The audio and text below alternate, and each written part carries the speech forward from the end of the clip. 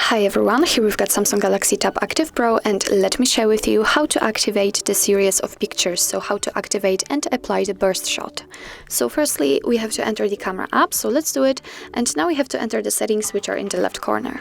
Now in the pictures section, on the very first position we've got hold shutter button 2, so let's tap on it, and here on the second position we've got take burst shot. So simply tap on it, and as you can see it is notified right here, so it means that it has been activated and applied. So we can go back to the camera and check, and let me tap on the shutter button and hold it.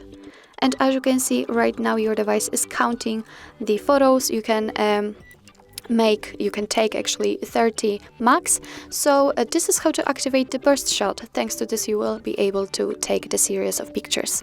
So actually that's all. This is how to activate and apply the burst shot in your Samsung Galaxy Tab Active Pro. Thank you so much for watching. I hope that this video was helpful, and if it was, please hit the subscribe button and leave the thumbs up.